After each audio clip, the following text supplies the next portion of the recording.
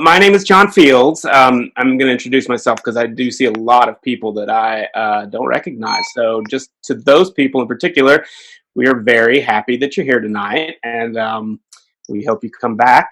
My name is John Fields, and I'm the Lydia Cheney and Jim Sokol Endowed Director of the Abrams Engel Institute for the Visual Arts, or AEIVA for short. For those of you joining for the first time, we are a contemporary visual arts center located on the campus of the University of Alabama at Birmingham. We present 8 to 10 exhibitions a year, highlighting a mix of regionally, nationally, and internationally acclaimed artists. Since opening in 2014, AEIVA has been featured in the New York Times, the Huffington Post, The Nation, Raw Vision Magazine, and PBS Canvas, among others. We are very proud that all of our exhibitions and related educational programming, like this one tonight, are free and open to the public. I will turn things over to our guest speaker shortly, but first we felt like it was important to contextualize AEIVA's relationship with the artwork of Jordan Eagles and the Can You Save Superman project. So yeah, I think we can go to the very first slide. Okay, great. So in 1983, in response to the AIDS crisis, the FDA implemented a lifetime ban on blood donations from gay and bisexual men, a ban they would continue to enforce for nearly 30 years. In 2015, the FDA updated their policy to allow gay and bisexual men to donate, but only if they are celibate for a full year. There is, of course, no celibacy requirement for heterosexuals, regardless of their risk for contracting HIV. One UCLA study proposed that lifting the ban completely could save as many as 1 million lives annually. This same year, Blood Equality was launched in partnership with Gay Men's Health Crisis, FCB Health, and New York artist Jordan Eagles to directly address this discrimination against prospective LGBTQ blood donors. A few months later, Birmingham curator Paul Barrett pitched me the idea of a project here in Birmingham that would build on the work started by Jordan and Blood Equality. This eventually led to the creation of One in Our Blood, a citywide program of events and exhibitions intended to extend to the Deep South this conversation started by Blood Equality. Core components of One in Our Blood included Jordan Eagles' Blood Mirror. And so that's the next slide. Here's an installation view. This sculpture was a 7-foot tall monolith containing the blood of 59 gay and bisexual men on display in the Birmingham Civil Rights Institute's Human Rights Gallery. We'll go to the next slide. The project also included a companion exhibition of Jordan's blood equality sculptures at AEIVA. Let's see, it's this installation shot of that. You can see in the background there, that's the blood mirror. And so these two exhibitions sort of ran concurrently with each other. A lot of the works at the AEIVA installation were sculptures and installations created using the materials that were used to collect the donated blood for the blood mirror sculpture. The Birmingham Museum of Art hosted a panel discussion featuring internationally acclaimed HIV activists. The Central Birmingham Public Library displayed an exhibition on Dr. Charles R. Drew, an American physician during World War II, whose research pioneered our modern blood bank system, the irony being that Dr. Drew was African American, and during the time in his career when he developed this, our blood supply was racially segregated. And so Dr. Drew eventually resigned in protest from his position at the American Red Cross. Let's go to the next one, Tina. So then this is an installation shot from the other side of the room. And so you can see the remaining sculptures. We may talk a little bit more in depth about these at the end during the Q&A section. But let's go to the next slide. So then probably most importantly in terms of impact, this program included Dr. Michael Sagg and the UAB Center for AIDS Research, which is one of the 7 original centers established in 1988 by the National Institute for Allergy and Infectious Diseases to stimulate research and scientific advancement regarding HIV, hosted a meeting of the Blood Equality Medical Advisory Panel, which included actual participation from the FDA division overseeing blood donation policy. And I think when we get to the Q&A, maybe Paul Barrett can fill in some of that, because to the best of my knowledge, I think that was the first time the FDA had ever attended something like this in Birmingham, Alabama.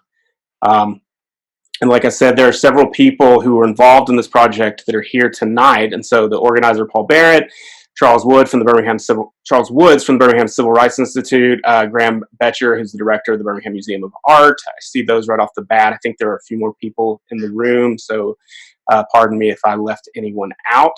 But when we get to the end, I think they would hopefully chime in and answer some Q&A regarding their experience with the project. This was a really sort of ambitious project, and it's one that I'm very proud of, and that has never left my sort of curatorial PowerPoint ever since we did this. And so that is like a 5-minute condensed version of what would normally be a 45-minute presentation, but I didn't want to take up much of Eric's time. Recently, AEIVA, along with our partners Visual AIDS, Blood Equality, GMHC, New York City AIDS Memorial, the Lesbian, Gay, Bisexual, and Transgender Community Center, and the New York City HIV Planning Group assisted with the launch of a brand new online exhibition experience by Jordan Eagles titled Can You Say Superman? This exhibit is the next chapter in Eagles' ongoing cycle of art and activism that addresses the stigma of queer blood. This exhibition is presented by the Leslie Lohman Museum of Art in New York and is curated by tonight's guest, Eric Shiner. And so Eric Shiner is executive director of Pioneer Works in Red Hook, Brooklyn. From 2011 to 2016, he was the director of the Andy Warhol Museum in Pittsburgh, after serving as the Milton Fine Curator of Art at the museum beginning in 2008. He was most recently the artistic director at White Cube Gallery in New York, and prior to that, he served as the senior vice president of contemporary art at Sotheby's. This is quite a resume, Eric. Throughout these experiences, Eric has demonstrated his commitment to lead in ways that promote diversity, inclusion, and social justice. He is president of the board of Visual AIDS and also serves on the board of City of Asylum in Pittsburgh. Eric, we are proud to be a part of this exhibition, and we are extra honored to have you with us tonight. So I'm going to hand it over to you now. And John and Tina, thank you so much for having me this evening. And it is great to see so many friends and co-conspirators here on the Zoom call. And thank you all for joining. I want to start off this evening acknowledging the Lenape Nation, whose land I have the honor of being on this evening as the original inhabitants of this land here in New York State. I also do want to start off by acknowledging the great reckoning that this nation is undergoing right now, and the great fight for equality that is happening as we speak. And I cannot say enough in support of the Black Lives Matter movement. And I'm so happy, John, that you brought up Dr. Charles P. Drew, who was such a leader in the field of blood work. And the reason that we have blood plasma banks to this very day, during the early part of the 20th century, Dr. Drew died in 1950 and fought very hard for equality of blood donation at his age, making sure that African Americans were able to donate blood. And that just leads me to think very much about blood and the body, the corpus, and it is the essence of life, and it is the thing that we all share, regardless of our skin color, regardless of our gender, our sexuality.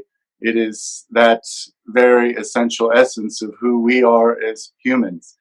And talking about that, I need to honor and note the amazing work of Dr. Asthana Mannequin in Minneapolis, who is a therapist and trauma specialist, who, if you have not read his work, please do.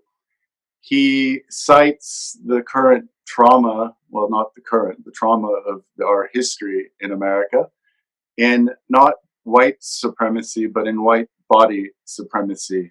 And again, we go directly to the source of the body, not only in the case of those victimized by trauma, but more importantly, to address those that cause trauma in the form of violent white bodies. And he notes that unless we come to terms with that violence and how we all relate to it, either as oppressor or oppressed, that we can never get over the divide in this country.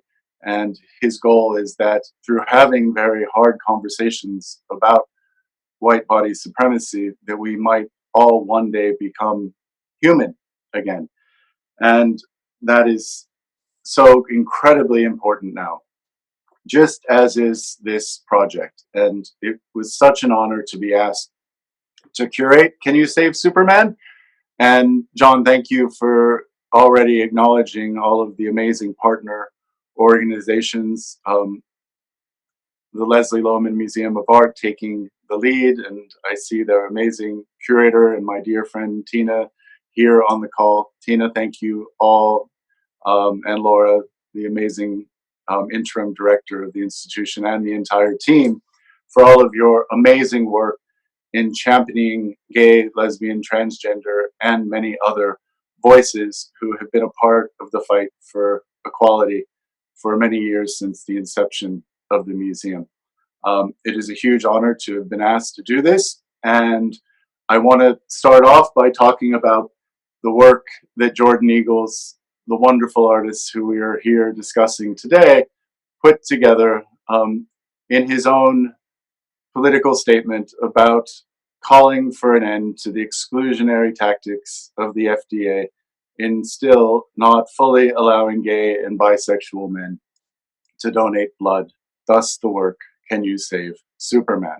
We can go to the next slide, please. I will have to readily admit, in starting off the talk about the work, that blood really frightens me and scares me to no end. I have always been that person when going to have blood work done who winces and turns away, being unable to look at the injection about to go into my skin. And I will also readily admit that the first time I saw Jordan's work, it took a lot for me not to be completely moved to run out of the room. I did not run out of the room, and luckily have had a very long relationship with Jordan. And his work is just so critically important on a number of fronts. Again, taking the core essence of life as his medium and utilizing it in ways that really somehow for me threads the line between alchemy and science and art. And obviously at Pioneer Works, we love those hybrid relationships between art and science and many other things. And I've always thought that is one of the most important aspects about Jordan's work, how he takes this essence of life and using resins and other materials in a very scientific process is able to freeze this essence in time. His blood mirror work has done just that, as have his projections of blood in slide format projected onto the walls, overtaking an entire space. Jordan recently did a project back in my home turf of Pittsburgh at the Andy Warhol Museum, where I spent a great bulk of my career, where he literally projected his images onto Warhol's images of Jesus and the Last Supper and other works of art, which was just incredibly powerful to see. Here, Jordan in this work locates a comic book from 1971, which just so happens to be the year that I was born. So you can all now date my age. He splatters the comic book, an image of the comic book and the actual comic book, which we will see in a bit, with the blood of a man on PrEP, which PrEP, if those of you do not know, is a drug that people can take which protects from the HIV virus and is incredibly strong in warding off this evil disease. And Jordan and I have spent a lot of time talking about AIDS, about blood donation, about the laws around blood donation. And as we were talking several months ago about undertaking this project, very soon thereafter, COVID-19 struck us. in society. And we can go to the next slide now, please. This is to give you an idea of scale. That is Jordan standing next to the work. And I could not help but immediately draw the connection between this menace that came seemingly out of nowhere to attack us and the history of AIDS in the world, and thinking about how that affliction really impacted so many and took away so many lives. And it was still in the very early days of COVID-19 as we were really starting to talk about this project, but it very much informed my essay, as does and did the Black Lives Matter movement as well. And I started to make these connections right out of the shoots. And when we looked at the work very carefully and specifically and saw the subtext, and we can go on to the next image, please. With this subtext, attack of the micro murderer. In this story, Superman is basically infected by an alien with a plague, a virus, that is going to kill him. He eventually goes through a blood transfusion process, and all the many citizens of his town decide to come out and donate blood to try to save him. It doesn't work. However, Superman, being Superman, figures out a trick so that he creates basically a doppelganger body double cyborg that the alien then infects, and he thus survives. Leave that to comic book wonder.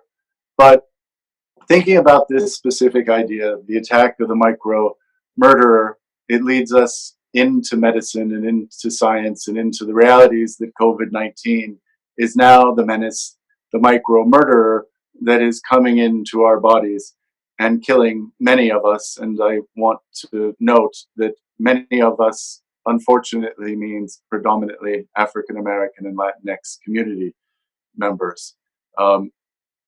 That just, again, drew so many parallels to the AIDS crisis and to how I, as a gay man, and all of us had to think about life in very different and new ways and change our habits in many cases and change the way we interacted with other people.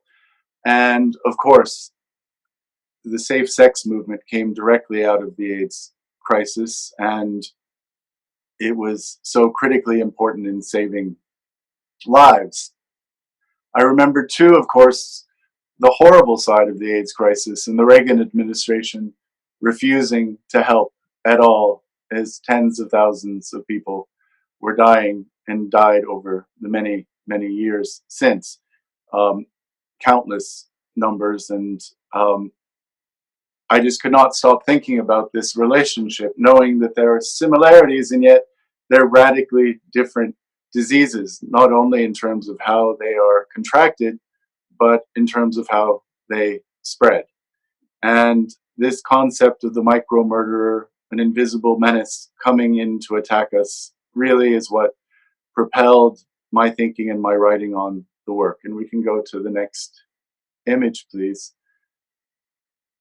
And just thinking about how we as humans relate to this menace, an unknown fear, something that incites and invokes terror in all of our souls, is just so incredibly spot on with the same realities, again, of the AIDS crisis and what's going on in this comic book narrative. John, as you said, the reality of life today for gay and bisexual men, going slightly afield, is that we cannot donate blood. And as you noted, up until 2015, there was an absolute ban.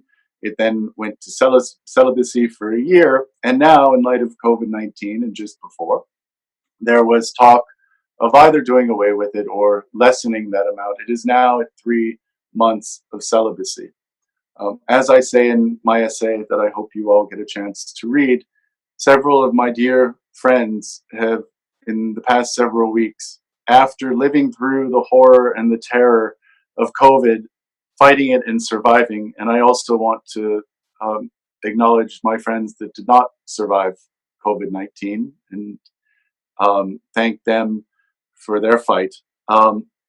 These men that did survive tried to go and donate blood and plasma in order to help save other lives, and most were summarily rejected simply upon the organization where they arrived to donate blood, finding out that they were gay or bisexual, and being told no.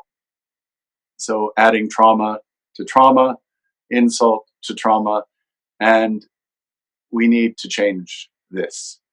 We are trying to save lives, and right now it is needed more than ever as our nation and our cities face some of the biggest blood shortages ever experienced. On to the next, please. This is the image of Superman himself. And as I was expanding my thinking about this, I could not get the song Superman by REM out of my head. That was one of my coming of age songs, and it just kept rattling in my brain. I've had the great pleasure of many times being able to hang out with Michael Stipe, who is not only a wonderful human being, an amazing musician, a great artist, but also a huge supporter of gay rights. And that song just kept rippling in my head, as so too did um, the realities of signage and imagery and how imagery can help to change things. It is so critically important that artists and their voices and their images right now um, are celebrated and championed and supported, because those are the very images that will help us to fight all of the many ills that our society faces right now, just as Jordan's work is helping to fight this fight. And so many valiant African American artists' work is fighting the Black Lives Matter movement fight. But so too did imagery, and historically have a huge role in changing minds.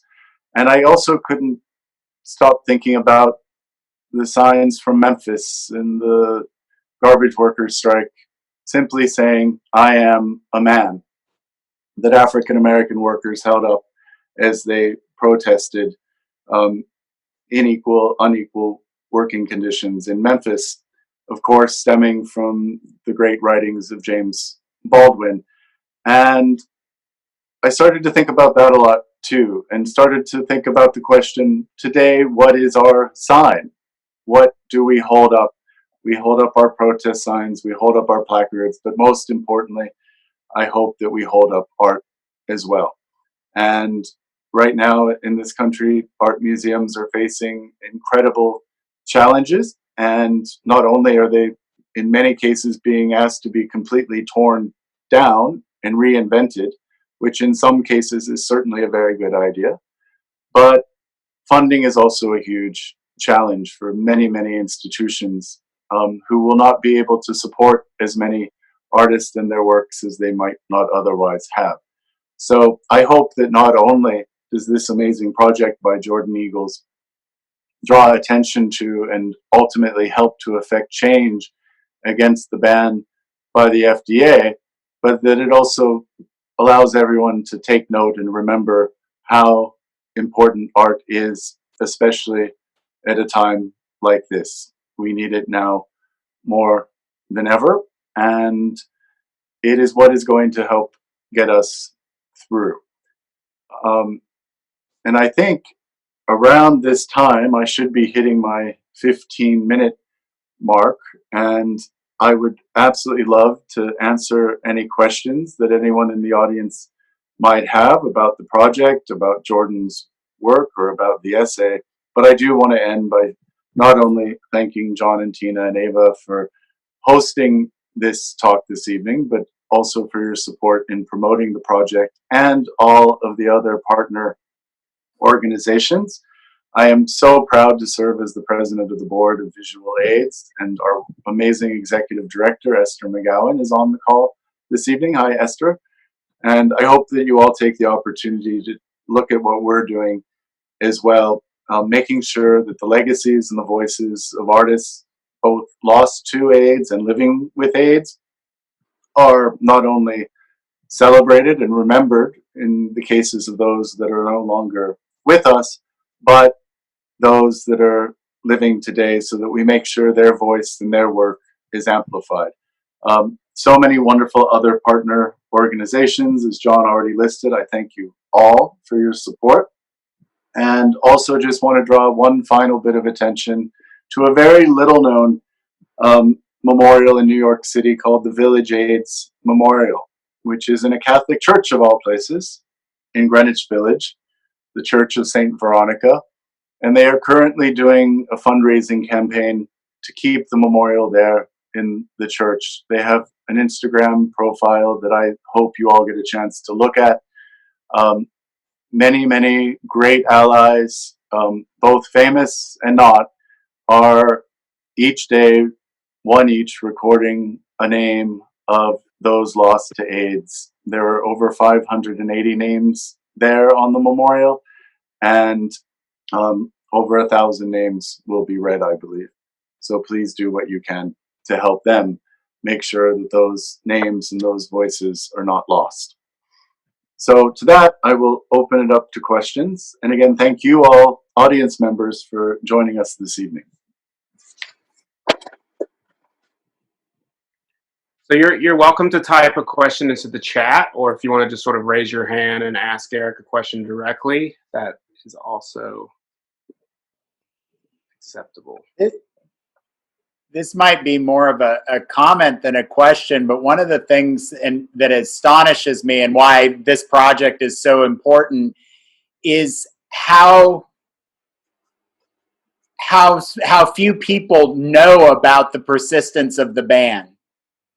And I remember I used to encounter this when we were in grad school, Eric, and there would be these well-meaning undergrads staffing the blood drive table outside the dining hall. And they'd be like, "You want to sign up?" And I'd be like, "I can't." And they're like, "What do you mean?" I said, "Because I'm gay." And they're like, "What?" And so not even the volunteers for these blood drives don't even know. I brought it up when the city has blood drives, and it's just, there's so many people that don't realize that this ban is in place. So I just wanted to say how important I think this work is for bringing attention to it. You know, Graham, you are so correct, as you always are, and it is so good to hear your voice and to see you. Graham Betcher, who is the amazing director of the Birmingham Museum of Art, a dear friend, and as he noted, former colleague in graduate school. These are the very things that we have to realize, that society knows so little about oppression in general. And not only do people not know about the ban, I have been completely blown away and shocked to realize how little people know about the history of racism and oppression in this country. And seeing comments on social media platforms, people having no idea about the talk that all African American parents have to have with their children, blows my mind. And it shows how much work is yet to be done. And again, how art and this platform can help to expose these true evils in society and how we change them. But I cannot tell you how many times in Pittsburgh, when I was the director of the Andy Warhol Museum, once a year, the Carnegie Museums of Pittsburgh would initiate a blood drive for the employee corps to go in and donate blood to help save lives. And every year I would have to write the same email. I can't, we can't, and yet it went on. Now, of course, that really makes us question what we do in these situations. Do we go and give blood? Do we lie? Do we go back into the closet in order to save a life? Jordan and I talk a lot about this, and it's really a question. Do you lie? Do you give? Do you not give? Do you try? Do you fight? And there's no correct answer to how one navigates this, but the very fact that we have to ask those questions of ourselves is really just completely crazy. I actually think I have a question for Charles, if Charles feels like talking.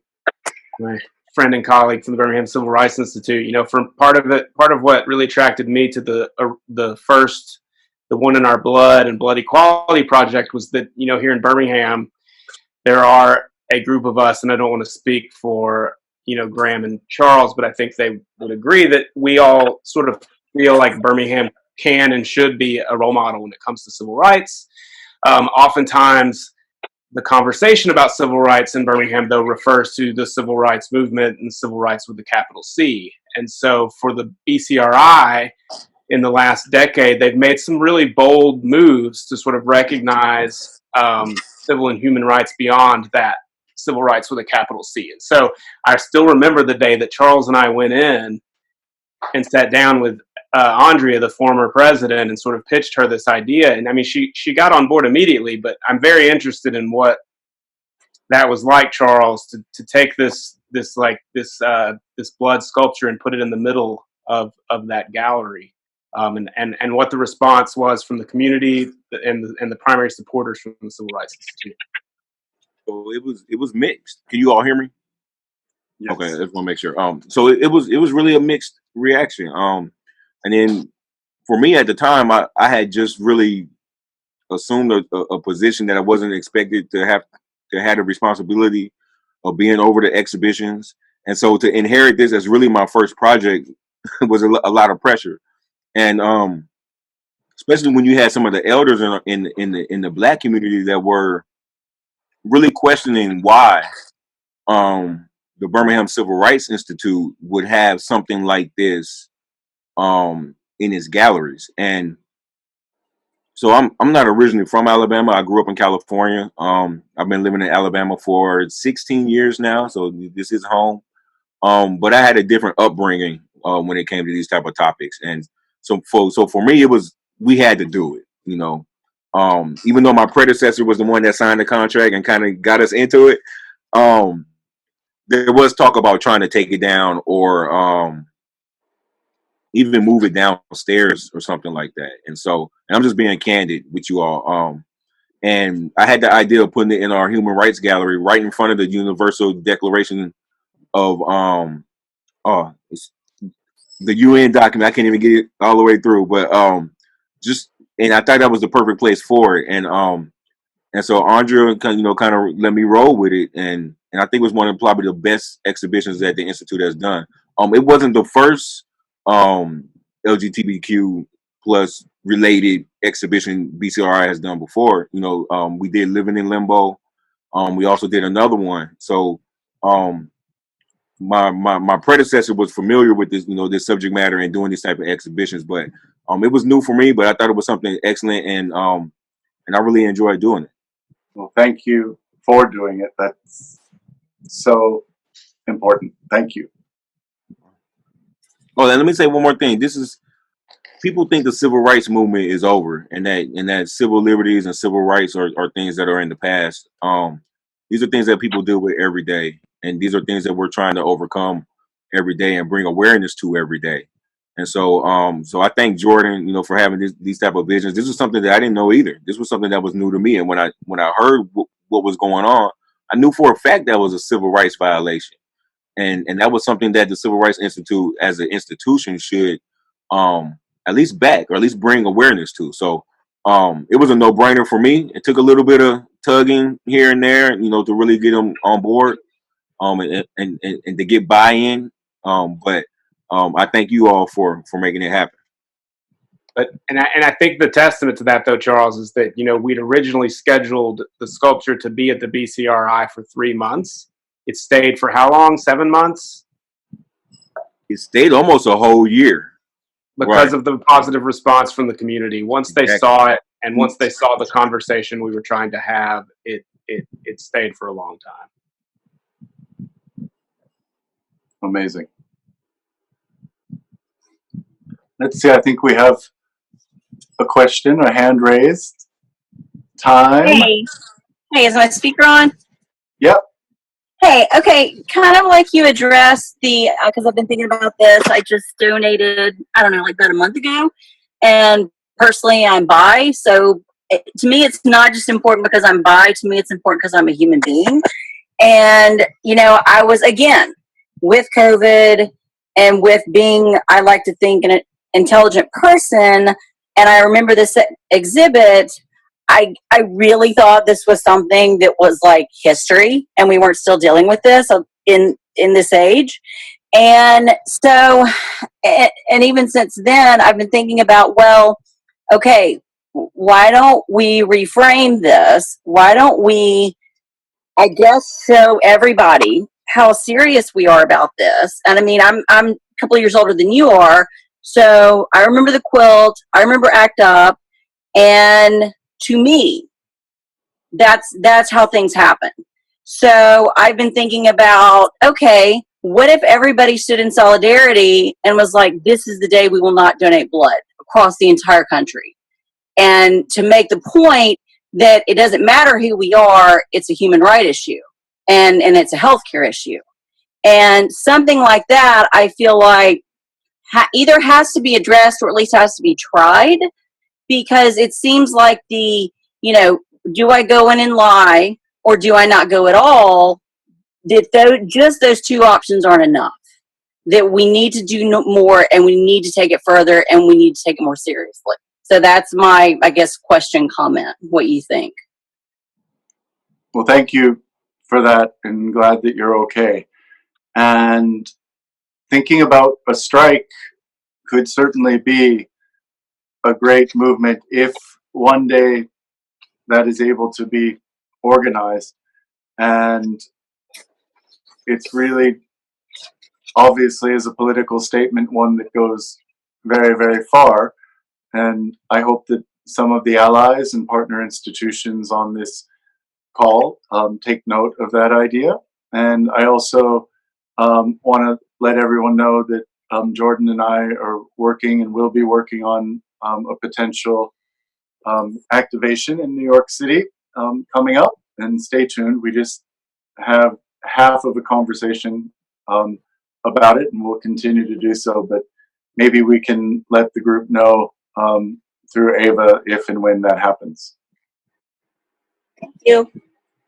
Thank you.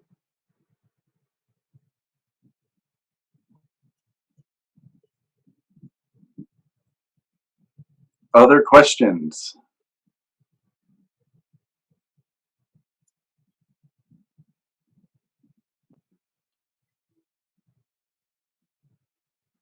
Don't forget if your mute button is on, just in case.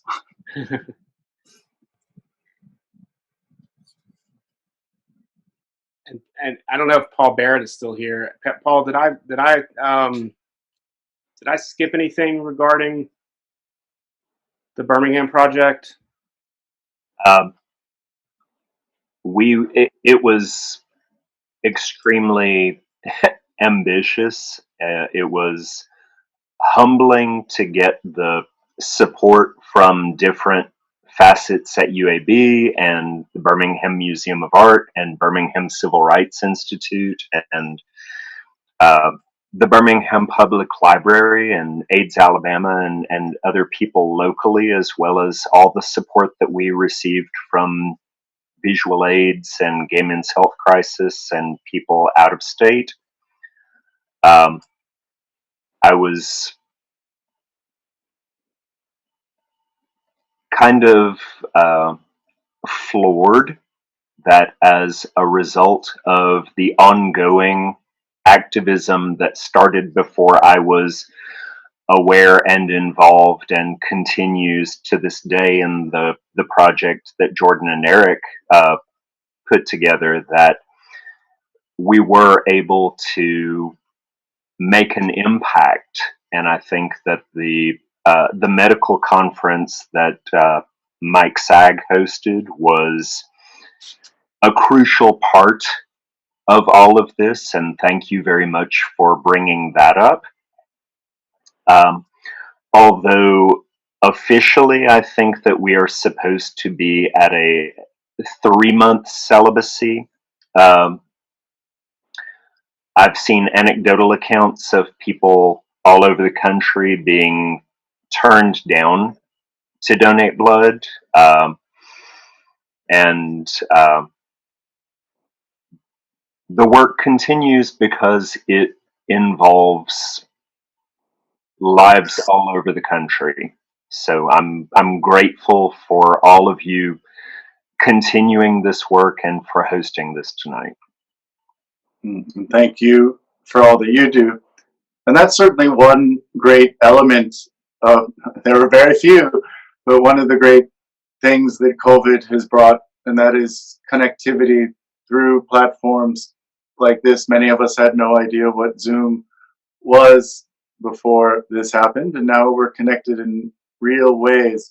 And it also allows a much broader audience to experience an exhibition online, as Jordan's work is shown in this capacity with Can You Save Superman, so that many more audiences actually are able to access the work and the message through its very medium and its platform, as opposed to having to go to a physical museum in one specific place at one specific time.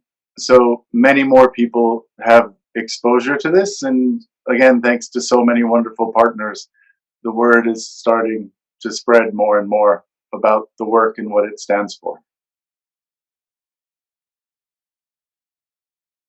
And Derek, I posted the link to the what in the comments, the Zoom comments. So it's just canyousavasuperman.com, and so you can see all the other works and read the essay there as well. Well, if there aren't any more questions, I have Graham, were you about to say something? Yeah, I was curious. I mean, thinking about the work of art and the micro murderer. I'm wondering if the work takes on a new meaning in the age of COVID-19 and the fear that we now all have of contact with one another. I remember at the beginning of the AIDS crisis, well, not the very beginning, but early on, when my first, friend, the first person I knew personally, was diagnosed. He was in my a cappella group, and we had this ritual where we would pass the silver loving cup and drink out of a common cup. And he no longer would drink out of the common cup because there was fear that what if he could spread HIV to each of the other participants. That was early enough that the science wasn't clear yet. So does this body of work take on a new meaning in the context of the current pandemic? Oh, absolutely. And just, I mean, think about us coming out as gay men in our, either late teens, early 20s, at the very peak of the crisis in so many ways. I mean, really by the late 90s, it was, or late 80s, I should say, sorry, such a massive, massive terror. And it affected the way we had relationships, if we even had them, and certainly just the very distance between bodies in a very simple and natural act of sex, having to now have the barrier of the condom as a life-saving force. Just thinking about that and distance now and masks, and we were talking about masks earlier, and some people shockingly deciding not to wear them, outside of those few people that can't for medical reasons. It's, thinking about barriers and distance and separation and isolation. I mean, all of these things come back in so many ways. There was just a question as to the legality of lying if you're donating blood.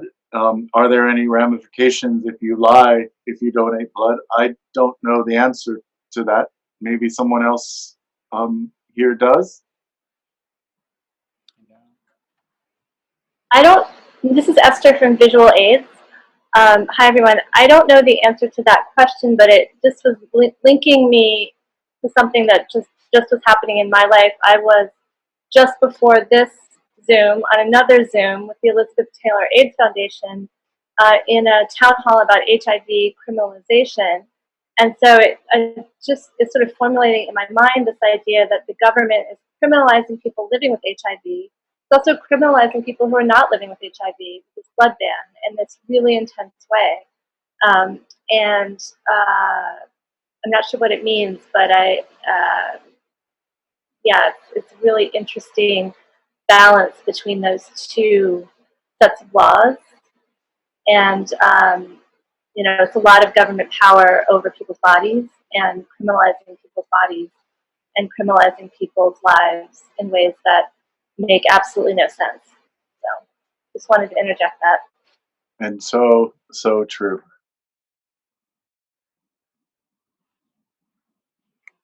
I wanted to know if Eric could reference the author that you named in the early part of your lecture, or maybe put it in the chat. Oh, sure, Asthana Mannequin. I'll put it in the chat. And he just did an interview a few days ago. So if you Google his name, his incredible podcast interview will come up. And it is essential listening or reading. There's also a transcript talking about white body supremacy. And I encourage all of you to read it because it really gets to the very heart of the trauma that is, I'm sending it right now, there you go. It really gets to the heart of the trauma that we are all experiencing and how we're reckoning it. And unless we do that as a nation, we'll never get again to that core point of just being human again.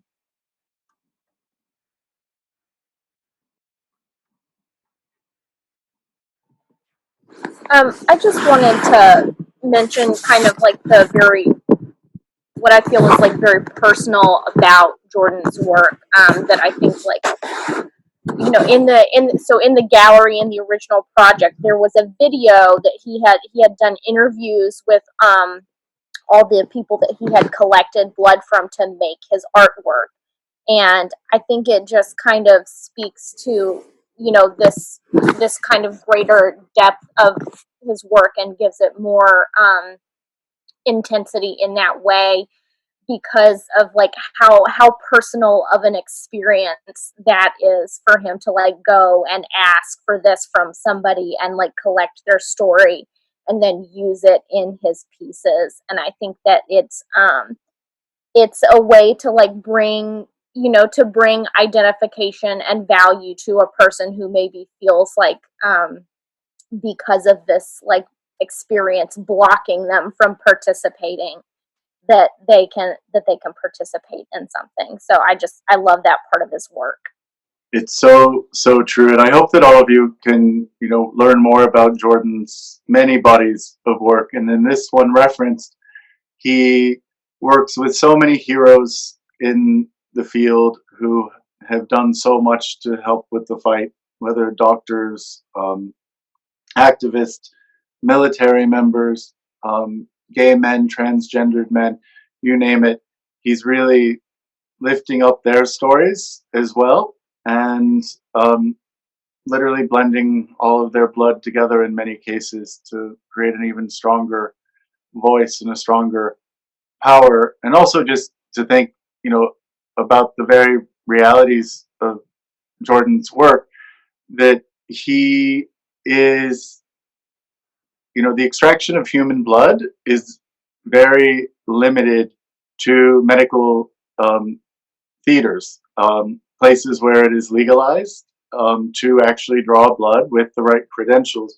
So for Jordan to even get to the point where he could work with a doctor to extract blood for this use was a lot of maneuvering in and of its own right. So again, Jordan is very good at making magic happen, and he does so in all that he does. I just wanted to add, Sam, that documentary was by a filmmaker named Leo Herrera, and I don't know if that video's available online anywhere, but I can, you can Google that.